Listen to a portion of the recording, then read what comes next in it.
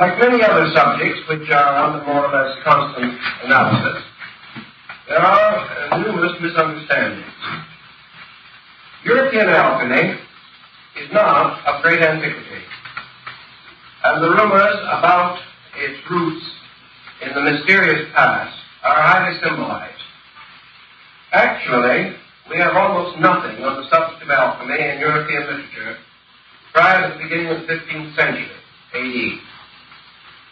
And nearly all of the so-called earlier works are backdated.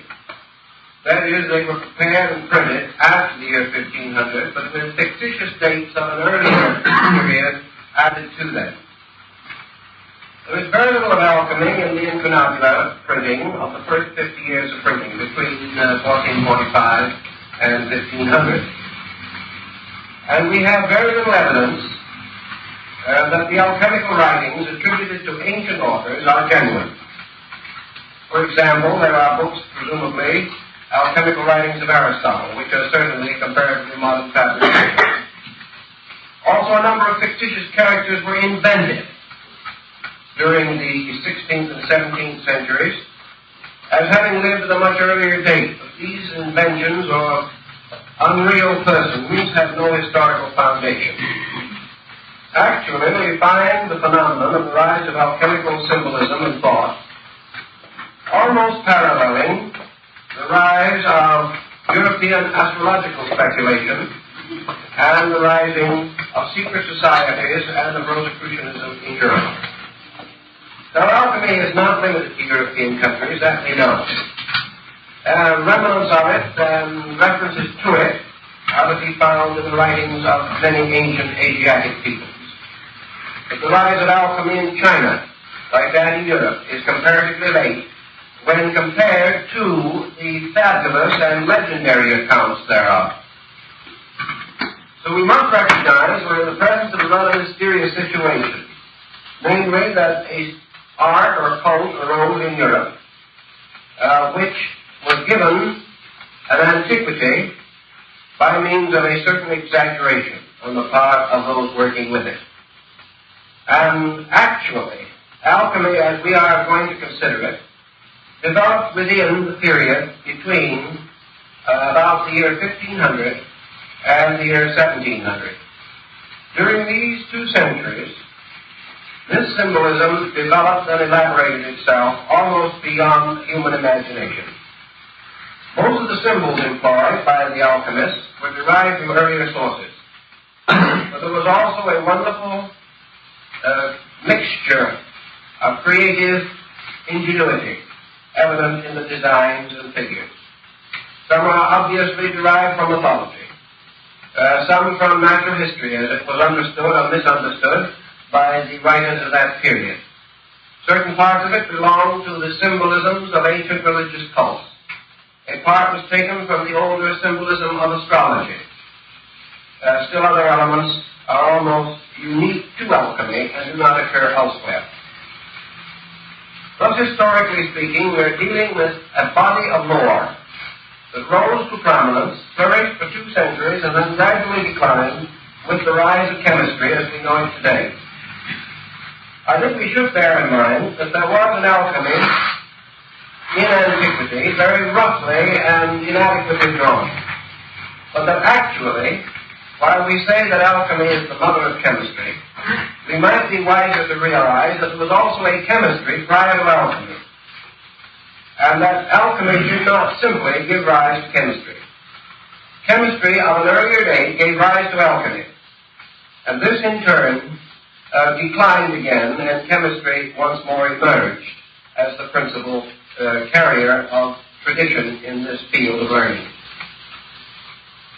Now, in consideration of these elements and factors, we are not in the presence merely of a great traditional account handed down for thousands of years, but of a cleverly devised program, integrated and perfected within a comparatively short period of time.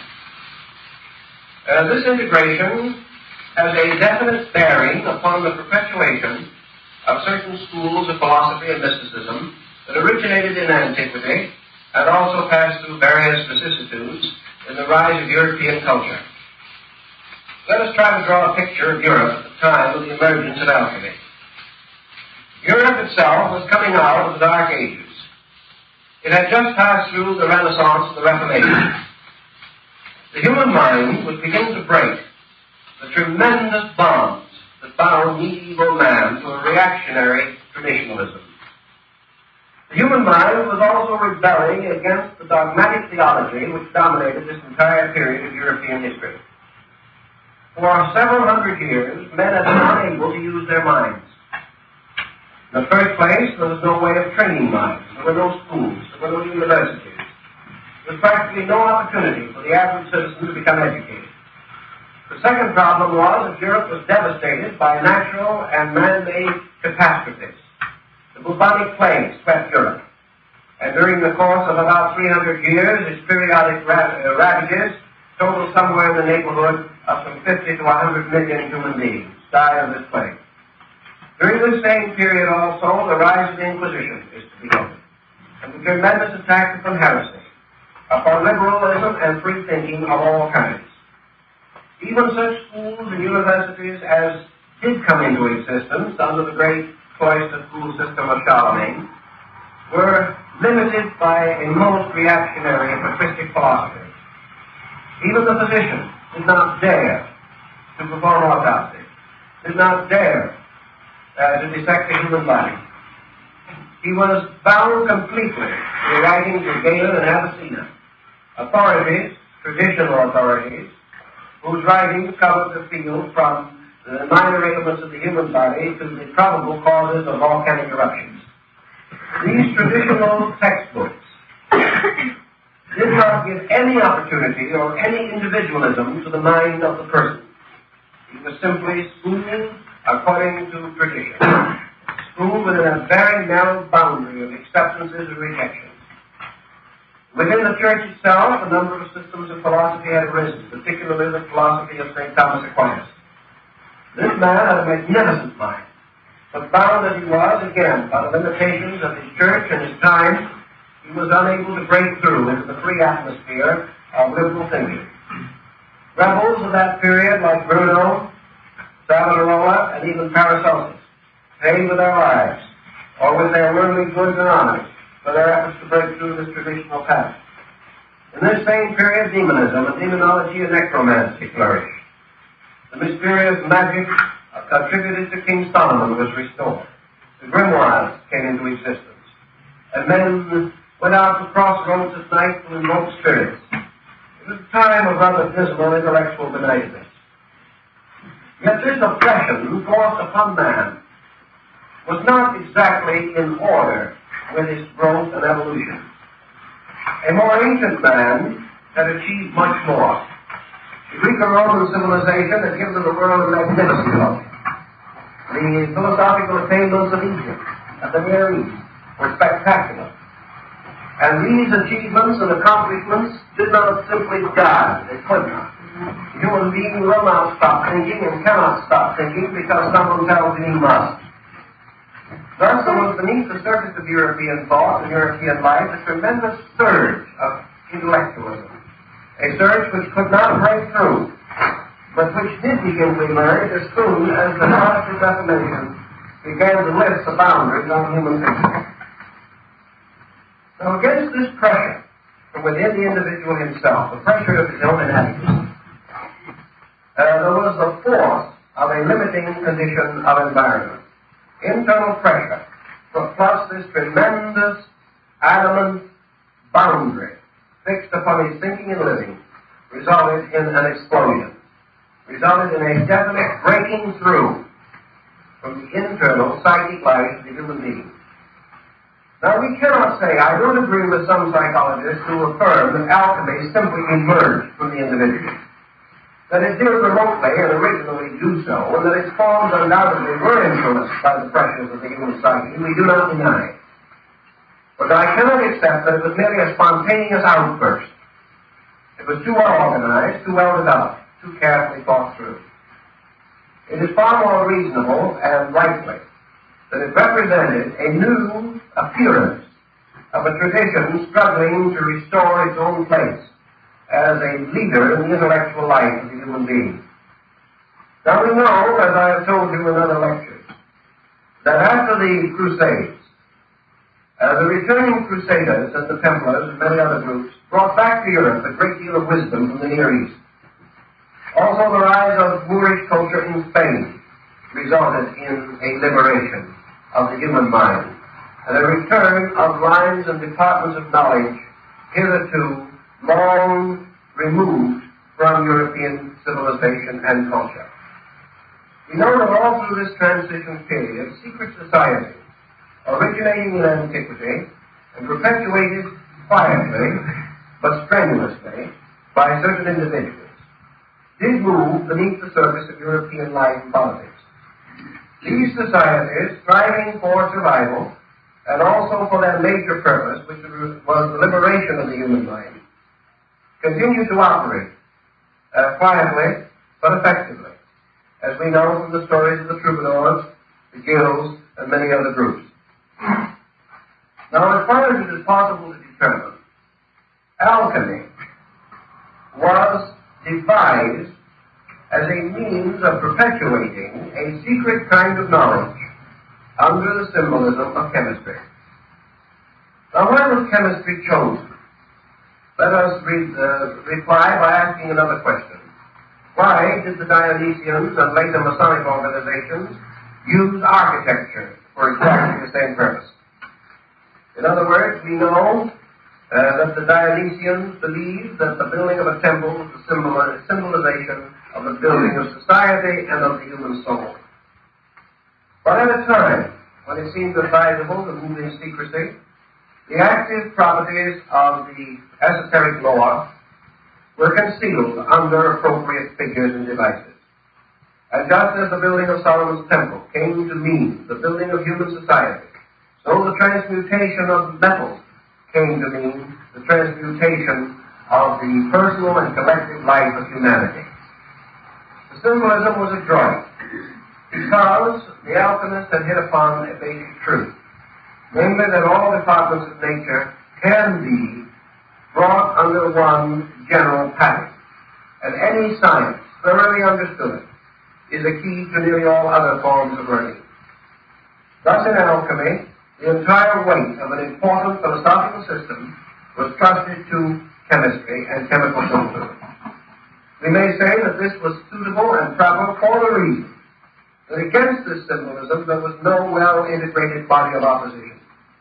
If these philosophers revealed themselves as philosophers, they would have been persecuted. Had they advanced their ideas on a religious level, they would have been executed. Had they attempted to develop psychological training, they would probably have fallen victim to the Inquisition. But as chemists, they had several appeals. First of all, medicine and the chemical sciences were accepted by theology. They were accepted as necessary, and the Church had no direct opposition to the advancement of medical science. It did not agree with it particularly, but it accepted it. The second thing is that this symbolism strangely intrigued the covetousness of the human mind. During the rise of alchemical symbolism, many princes, powerful leaders of both church and state, hired and maintained alchemists and carried elaborate research programs because alchemy promised to transmute base metal into gold and to discover the universal medicine of the elixir of life. And there wasn't a rogue in Europe who didn't want to live longer. And there wasn't a king in Europe who did not want additional funds in the treasury. So the appeal to the cupidity and the selfishness of mankind helped to protect the alchemist from persecution. He had hit upon a wonderful formula. And even though he did suffer to some degree from the greed of princes, still for the most part he was catered to and pampered. And we remember the Street of the Gold Makers in Prague, in Czechoslovakia, where a whole colony of these alchemists worked together for a number of years under the princes of Bohemia and other royal patrons. Now, it must have been rather interesting to realize that these alchemists were supported, maintained, and nursed along by the very tyrants who alchemy expected to eliminate. It was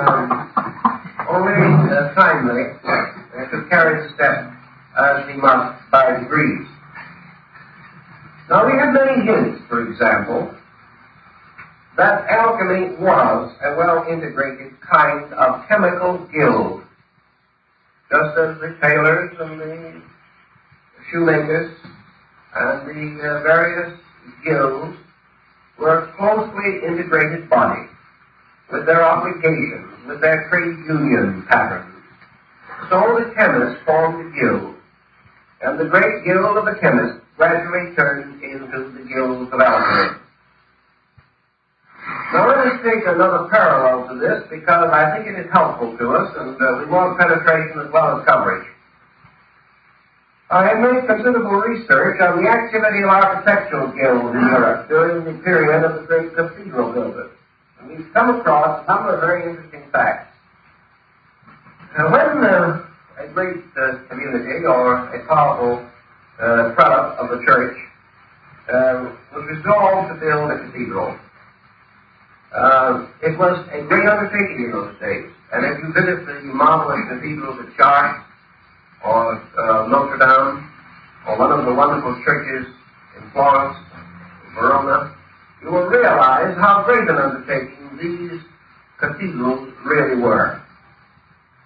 The local villages, of course, could do very little, because at that time the village around the cathedral was just a little mass of huts, practically, around this magnificent building. Even today, the cathedral towns of Europe can be seen for miles, but only the cathedral, standing what appears to be alone, but actually surrounded by the low buildings of the citizens. When the time came to build a cathedral, the designer, the architect, or the sponsor, let it be known to the wandering journeyman.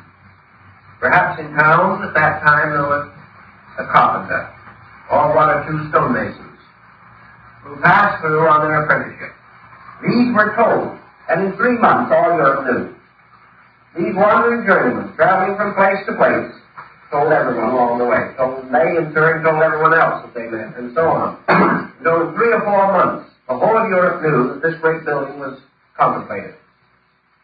As a result of that, qualified workmen in all of the lines naturally involved in such a project began to congregate. Now, today, we would say they would come and probably come up with their trailers or something of that nature and build little community or something of that nature, or move into hotels and boarding houses. Such things didn't exist at that time. When these builders came, they brought their families with them, they drove their cattle, they brought all their worldly goods, because they never expected to leave that community alive. In those days, to build a cathedral was a matter of 200 or 300 years. These men and their sons and their sons' sons would work on that building. It would continue until it was finished. Under such conditions, these builders, some coming from countries that did not even speak the language of the land in which they were to work, did not mingle with the citizens, did not move into the community or the town. They built their own city, a comparatively permanent one.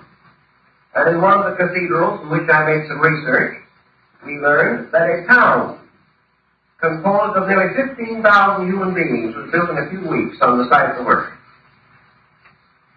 This town simply came into existence. And it was all made up of workmen, craftsmen, who recognized each other by certain secret signs, who had their master's marks, and who were known to be qualified for various work. There were apprentices, and there were craftsmen, and there were masters of the work.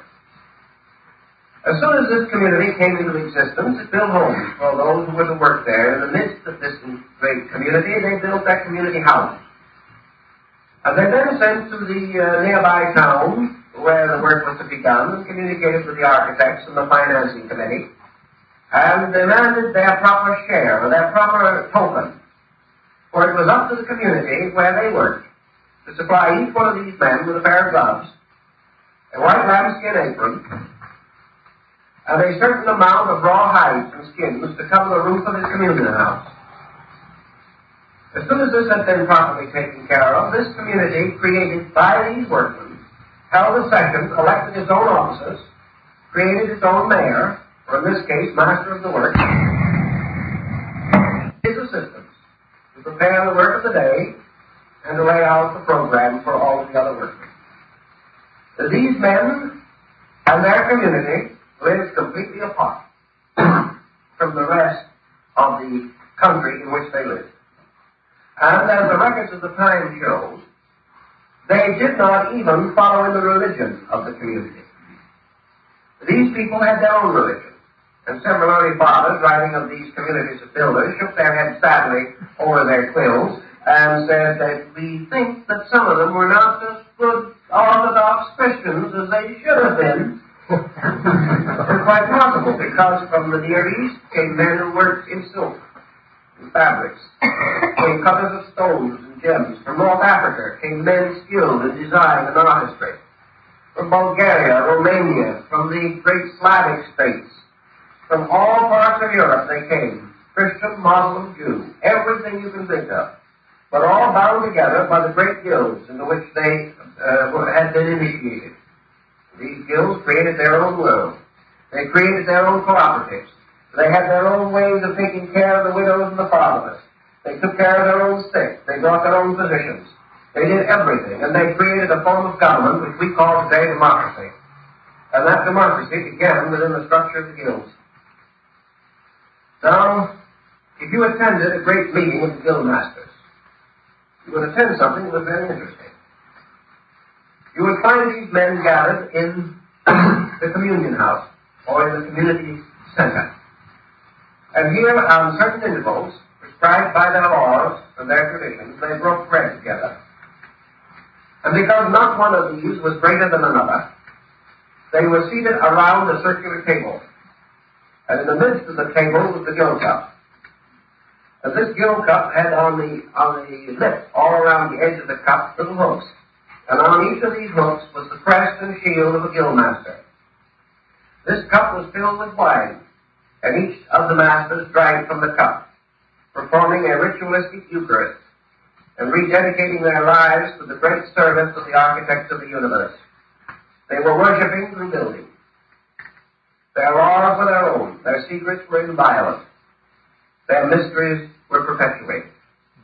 The power of these men can well be imagined when we realize, for example, that a few days after he placed his famous bull on the church door, Martin Luther, who was by instance a guildsman, because he belonged to the guild of the watchmakers, soon after he had made his public statement against the sale of papal indulgences, Luther was called before his guild. And here in solemn assembly, he was placed under the protection of the guilds and given a medal, which must always wear, and which he should show in time of emergency. And from that time on, although Luther had a hard time, he was under the protection of this body, and was one of the few of the great reformers of the period who survived. The guilds were very powerful. Now here is a guild which we know definitely was dedicated to building buildings, but we also know from the inscriptions which they placed upon the stones, from the mysterious carvings they hid far in recondite places in the masonry, from their wonderful use of emblems and figures, that they were more than just buildings. They were the perpetuation of the secret schools of architecture known as the Dionysian Artificers in Greece, the Vitruvian Collegia in Rome, and the famous architects called the Comacene builders, who had their refuge in Lake Como. These were all initiate schools from antiquity, concealing the secrets of human regeneration under the story of architecture. And here's one group of guilds. Now let us pass for a moment to another group. And this is the group of the chemists. The doctors, the chemists, and those who had to do with research in metals, metallurgy, and things of that nature. All who touch fire as a means of working the elements of their craft were bound together. And this mysterious body of chemists, although it did not build cities at the foot of cathedrals and do things of that nature, was an integrated body. And it was also in close relation to the crafts of the builders. After a great deal of research, I was finally able to recover ancient drawings of the original doors of the Cathedral of Notre Dame in Paris. The reason this was important was that the original doors, which were removed at the time of the French Revolution, that these doors, which were cast in bronze, and I suppose to have been the work of the devil, all such interesting things were at that time. On these doors was the complete formula of alchemical transmutation. The doors were a mass of hermetic symbols. Now these doors could not have been placed there by the chemists, unless these chemists had also been in very intimate association with the cathedral builders. It was part of the same type of guild. Another guild that is of very great interest to us is the bookmakers' guild, the printers. And if you study the coffins and trade emblems and symbols of the great presses like Gutenberg and Fuss and Caxton, you will find that each one of these presses had its master's mark, and that these book builders and makers were also bound together in a fraternity, which is the reason why it was possible through the medieval and early modern period for ciphers and secret devices of all kinds to be introduced into books. This could not have taken place had it not been for the guilds, this tremendous body of men who were bound together by a common purpose.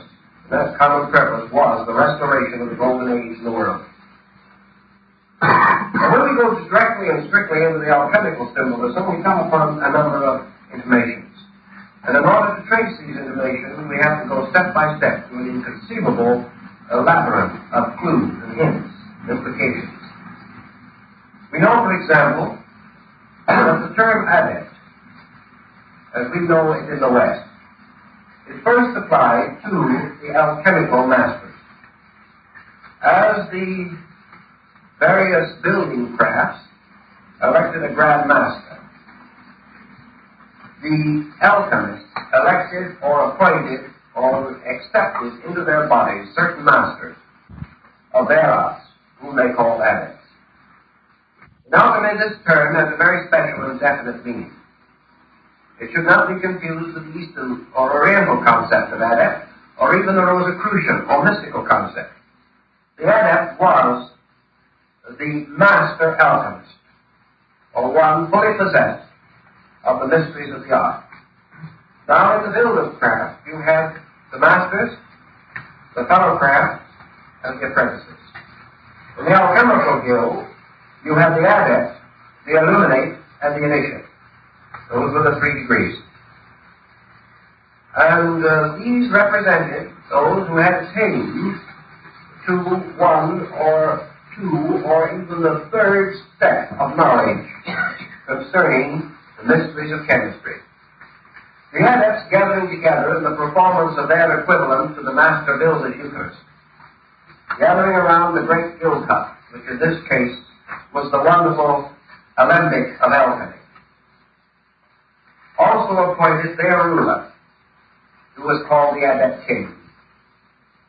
And then one of the very rare tracts, which is almost unobtainable, states that in alchemy there was the King Emperor, the supreme ruler of the entire school, scattered throughout the world. That under him were the princes of the blood, the highest adept masters. Below them were the dukes, the earls, the barons, the knights, and the squires of this hierarchy.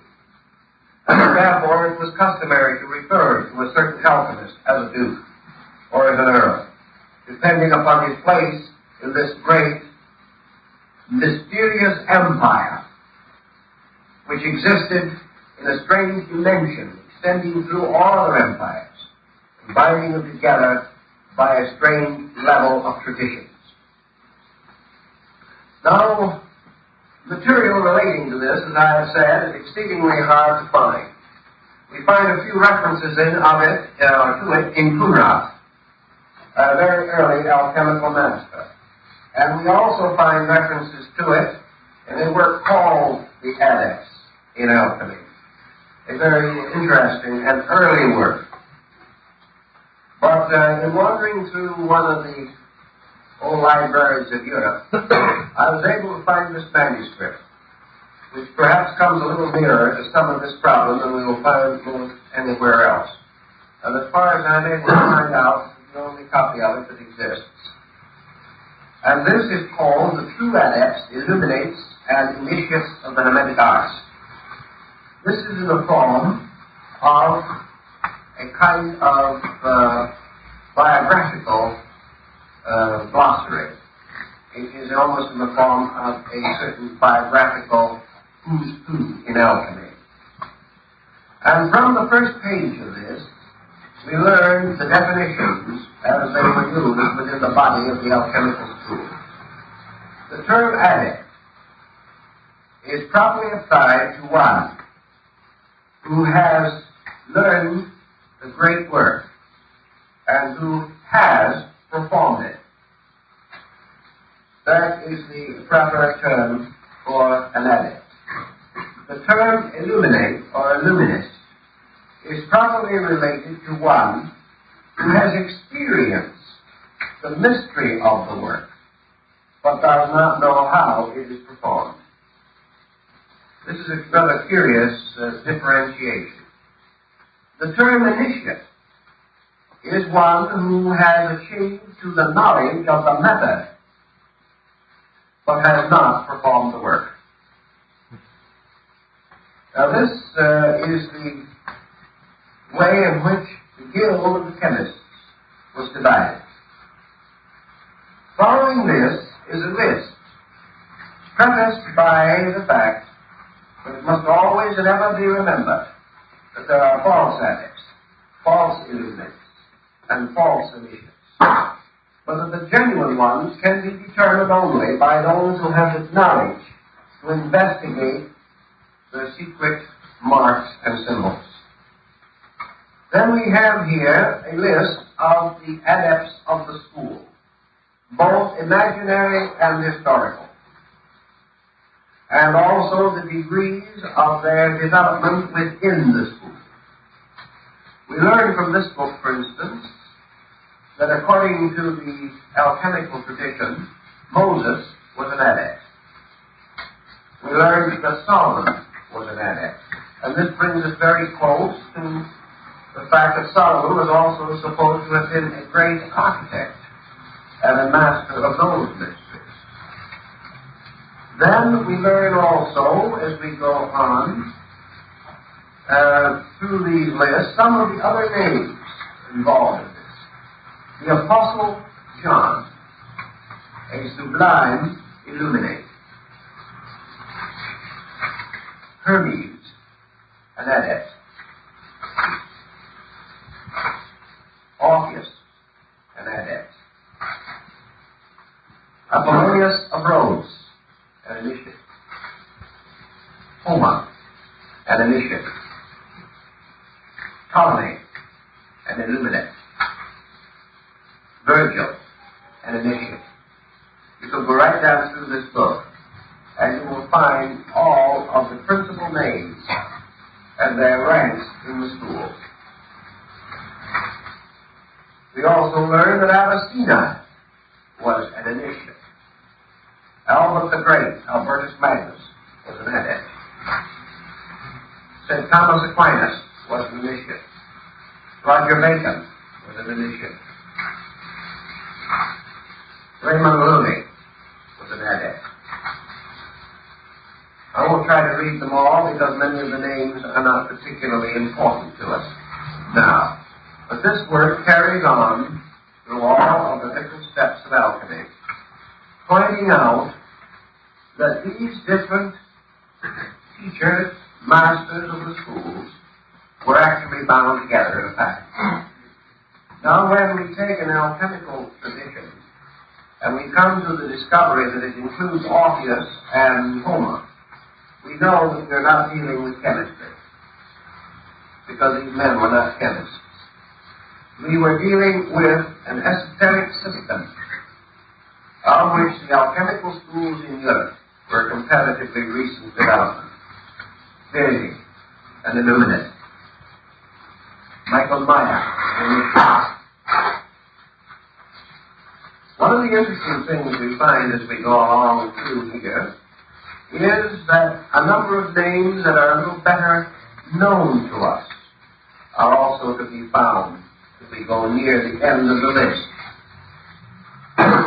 We we know, for instance, that this list, strangely enough, ends with a comparatively familiar name, and that is Baron Emanuel Swedenborg, an illuminating. Now, when we study Swedenborg and his association with Saint Germain and Cagliostro, we have reasons to believe that the book is probably correct. But this is, as far as I know, the only who's who of the Hermetic adepts. The principle behind it is that the entire work was an integration, was a definite system devised for a purpose. And that purpose was concealed under a series of alchemical or magical symbols and devices, the meanings of which we will try to explain at least in part as this series progresses. Now, the next thing that I want to bring up in connection with the alchemical tradition is to try to orient what, basically, alchemy stood for. Generally and broadly, we know what it meant. We know that by transmutation was implied regeneration. We also know that the symbolism of alchemy was exact. Why? Because it was based upon an exact science, chemistry.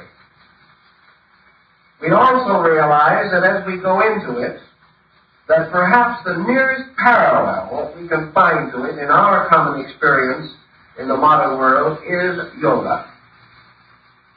In other words, alchemy was an esoteric discipline. It was a discipline based upon an exact science of human regeneration. Now, just as in almost all of the exact sciences of antiquity, it is assumed that the keys were lost, and that therefore the mystery of the cult or sect is no longer to be found. This I question very greatly. The second point that I think we should try to realize and understand is that the alchemists were not only interested in the regeneration of man, but in the restoration of the philosophic empire, as established in the concept of Plato. This restoration of the philosophic empire was to be undertaken by a broad political program. So alchemy penetrated and permeated practically every political and social state of the world, extending as far as China, throughout India, throughout the Near East, and even extending into the Central and South American areas of the Western Hemisphere, where chemistry had reached a fairly high degree of proficiency. Around the alchemical speculation, as it is, we have developed a great number of overtones. And these overtones can best be understood by reference perhaps to some of the alchemists themselves. Following this list, and only using approved members of the Necker group, the aristocrats of the order, we find, for example, that certain alchemists are more reliable, more careful, and obviously more informed than others. Among the best and greatest informed of these alchemists was Raymond Loewy. Another one highly proficient of skills was Bacillus Valentinus, monk of St. Benedict. A third very highly efficient one was George Ripley, the English chemist. And then fourth, equally at least recognized and remembered for his important contributions to the subject, was Michael Sendivogius. These were among the great names in alchemy.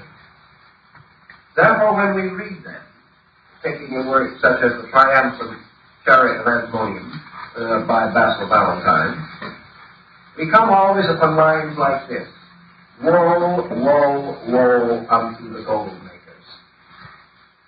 And another line in Ripley, which says that whoever believes that the transmutation of physical metals is the end of alchemy is a fool. All these things are tossed in. Very little is made up, because at that time it wasn't advisable to unveil the secrets too completely. But the alchemists themselves have left in their published and outer writings irrefutable proof that they were not to be considered merely as chemists. that they were to be considered as the instruments of a secret purpose and art, and that this art they had inherited or brought down from a remote antiquity. The alchemical symbolism itself was very recent, but the method or mystery behind it was very old. The second and another important point is that the alchemical tradition moving into Europe Christianized itself intensely. But this Christianization was no part of its original symbolism. Gradually, therefore, we find the introduction of Christian figures and symbols into the alchemic arts. But wherever they are used in a purely alchemical sense, not in the sense of theology. Just as the mystical symbols of astrology and magic used by deity were not to be used in the magical and astrological sense, but in a purely mystical sense, a matter which has been of considerable concern to students of the subject. One of the names associated with early alchemy was Paracelsus von Hohenheim. This great Swiss physician tells us that he was initiated into the mysteries of the spiritual art of chemistry by masters of this art in Constantinople, and that it was among the Muslims that he gained his first great knowledge of the secrets of transcendent chemistry. In all probability, he studied with the dervishes and other Eastern groups who had under another symbolism. The symbolism, in some cases, of music or song or poetry, had come to the same as did the famous troubadours and the Pliard of Ronsard in France. All of these groups were bound together. Dante's Inferno was not intended to be a literal description of the netherworld. Milton's Paradise Lost was not intended merely to be a story based upon a great religious fantasy. These things were tied together. They were part of a pattern. And if you had the key, you could unlock the pattern. If you did not have the key, it remained hopelessly a mystery to you. But to possess the key was to have a knowledge of the transcendental arts and all that they imply in the system of alchemical speculation. Two names I'd like to mention specially connected with the problem of alchemy this evening. One is the French alchemist Nicolas Flamel. The story of Flamel is almost unbelievable. He was a poor man who made his living by writing documents and acting as a notary. In one of his experiences, wandering around, he found a mysterious book, which was called the Book of Abraham the Jew. This book was written upon tablets of some mysterious fiber-like substance, and it contained only a certain number of leaves, and on these leaves were the entire formulas of the transmutations of metals. Flamel studied these leaves very carefully for a number of years, and finally hit upon the formula. And as a result of having found the formula, he built a number of institutions for the poor, orphanages and churches and chapels in France, and finally caused the entire formula to be carved in beautiful designs upon the arches of the Church of the Innocents in Paris. When I was in Paris just before the war, I went in search of the Church of the Innocents. Unfortunately, it has departed from us. And where it once stood is now a small and almost deserted park. I happened to be able to get hold of the gardener, or caretaker, who watched this park, and he told me that every so often that when they were planting and weeding and making the little flower beds to look as best as they could, they would dig up bones from the old cemetery of the Church of the Innocents. And then a number of stones and a number of inscribed sections from the church had been taken into the courtyard of the Cluny Museum in Paris, where they stood around in various places. I went over there and looked them over. Some of them still showed sections of the alchemical designs of Nicolas Flamel. This mysterious man was persecuted terrifically. They gave the secret from him, but never divulged it. And is said finally to have gone to Asia, where he lived for a great length of time in company with dervishes and other mystics. He was quite a remarkable person, and a wonderful story about him could easily be written. Another interesting personality in the tradition of alchemy is the mysterious character Elias Adepta, the king of the Adepts. He shows up once in a while, but has the same elusiveness as the mysterious character of the Wandering Jew. The Adept king is described in some detail in one or two alchemical works. He is said to have lived forever, to have spoken every language in the world. And it was his peculiar habit to wander about Europe in disguise, always appearing in the costume of the country which he visited, always appearing to conform with its laws and customs, appearing at will and disappearing at will. And the story of Elias Adepta is one of the most fantastic in the entire circle of metaphysical literature. A typical example of the story of Elias Adepta will be found in the writings of men like Symbolism. An alchemist working in his laboratory, struggling desperately, very devout, very sincere, very noble man, finally came to the point where he could no longer find any further clues to the mysterious search which he was advancing. He came to the point where there were no longer any answers. He did not know what to do next. He had done everything that he could think of and conceive of, and had studied and worked and labored and prayed and meditated and gone as far as he could. In this emergency, it was not uncommon for a knock to be heard on the front door of his house. A mysterious man would come in. And he would go to the laboratory of the chemist and sit down and talk to him for a few moments, and then tell him what to do. And then, when asked who he was, he would probably smile and say, "Oh, just a wandering chemist who kind of had an idea to give a little advice at this time," and would walk out the door and never be seen or heard of again. Gradually, records of this mysterious wanderer gained proportion. And for over 200 years, the story of Elias Adepta wandering about Europe is to be found in choice archives in this field of research. In a few cases, he told his name. He was Elias the Adept. He was the mysterious Adept king who was to come and to rule over the world.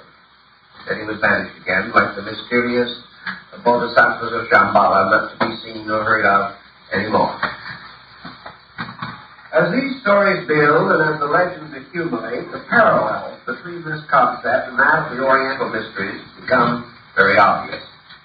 And we know that we were dealing in Europe with an advanced system of speculation and art and science, which normally would not have existed and could not have existed, and which had to conceal itself for its own protection. Out of the alchemical furor of the 15th and 16th century came the Rosicrucian furor of the early 17th century. And let us remember definitely that all opinion and prejudice to the contrary, that there was no evidence of the existence of Rosicrucianism in Europe prior to the year 1610. That the story like that of alchemy has a much older origin, but that this origin is fantasy, is legend, lore, symbolism, all that we will accept. But actually, this society, which combines certain hermetic and alchemical factors with those of other sciences of the times, such as Kabbalism, magic, actually came into existence about 1610. Nearly all of the alchemists then flourishing in Europe became immediately involved in this new heresy, the Brotherhood of the Rosy Cross. It also was strangely short-lived and elusive. There are a number of accounts of Rosicrucian adepts, including one who whistled rats out of houses, but we won't take him too seriously. In the first 10 years of Rosicrucian excitement, after the publication of the Mamma Confessio Praecelitatis, about 900 books were written dealing with the subject by persons who knew nothing about it whatsoever. Many of these books were in the form of open letters, published at the expense of the author, in stating his own qualifications and asking a brother of the society to contact him in some way, because he had no way of contacting the society itself. Naturally, most of these letters and open epistles were ignored. no one has ever been able to find out who the dominant persons were behind this movement, any more than that of the original alchemy. But that they all sprang from a common root, that they all had certain works in common, we cannot doubt. That they fulfilled a very useful function in the unfoldment of the European mind is also quite definite and evident. Now, from this general survey, which is naturally exceedingly brief and which only touches a few of the interesting phases of it, I want to try to start a series of rather brief definitions of some of the elements of alchemy as we have to contact them and work with them in the future. First of all, alchemy, as we say, has three steps or degrees of adepts. One being the adept himself, one the illuminate, and one the initiate. It likewise had three great works or achievements with which it was concerned primarily under the title or general collective term, the magnum opus, or the great work. The first and supreme work of the alchemist was the formation or the production by art and genius of the philosopher's stone, the lapis philosophorum. Now, the creation of the philosopher's stone was associated identically with the adept himself. The adept, or the master of the school, and the philosopher's stone parallel. In other words, the adept and the stone had something in common, almost something in identity. The second work of the great school of alchemy was the transmutation of base metals.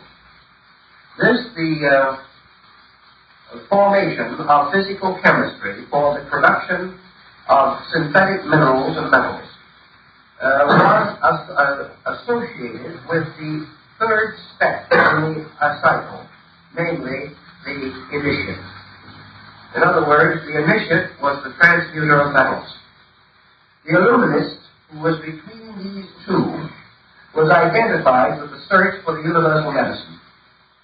So we have the three steps in relationship to the three grades. The creation of the stone being the work of the adept. The discovery of the universal medicine being the work of the illuminate. And the transmutation of base metals being the work of the initiate. These three then represented the keys to the works of the grades, or differentiate the labors of the three classes or orders of alchemists. The transmutation of base metals into gold was the work of science. The creation of the universal medicine was the work of philosophy.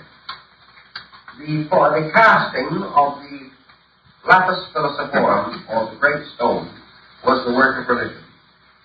Thus, religion, philosophy, and science were the three grades, as in almost all of the great mystical things, schools and systems. The first grade was, of course, the grade of the spirit, the second, the grade of the soul, and the third, the grade of the body. Thus, the body was the transmuter of minerals, the soul, the discoverer of the medicine, and the spirit, the precipitator of the stone.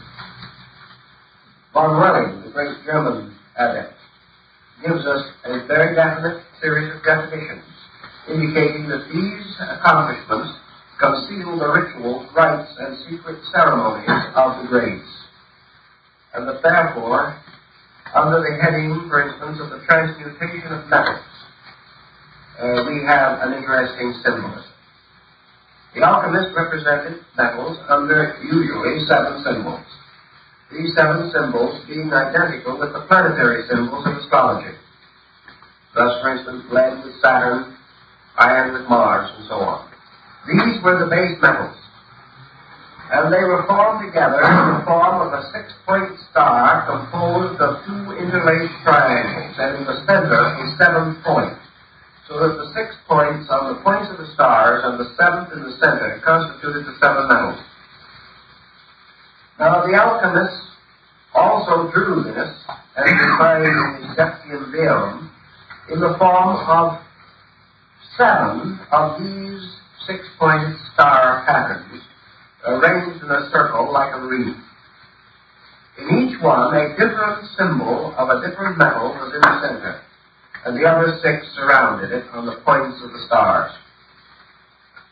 Each one, therefore, told us a simple point that the alchemist himself made out, namely that each one of the metals contains all the others.